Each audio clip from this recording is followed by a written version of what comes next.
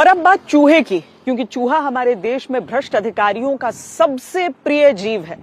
आप कहेंगे ये क्या बात हुई, तो हम इसका कारण आपको बताते हैं। अब बताइए, कहीं पर सरकारी कब्जे में अगर शराब खत्म हो जाती है तो कहा जाता है कि चूहे पी गए, कहीं से गांजा गायब होता है तो कहा जाता है कि चूहों ने गांजे को गायब कर दिया, कहीं कोई पुल खोखला हो जाता है तो कहा जाता है कि चूहे भीतर ही भीतर कुतर गए थे उसे। अब इसी क्रम में, इसी कड़ी में एक नई कहानी जुड़ रही है। आप भी जरा ध्यान से इसको सुनिए। छत्तीसगढ़ के कवर्धा में हद हो गई है, जहां सरकारी धान संग्रहण केंद्र के अधिकारियों ने कह दिया कि 7 करोड़ रुपए का धान ही चूहे खा गए हैं।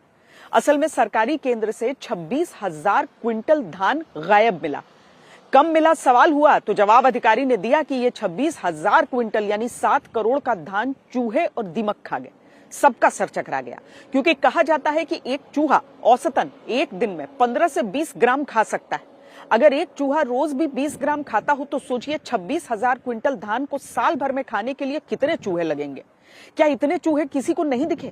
चूहा भी सोचता होगा कि उसे तो पता भी नहीं चलता, और सरकारी अधिकारी जो हैं वो चूहों के नाम पर क्या क्या नहीं खा जाते।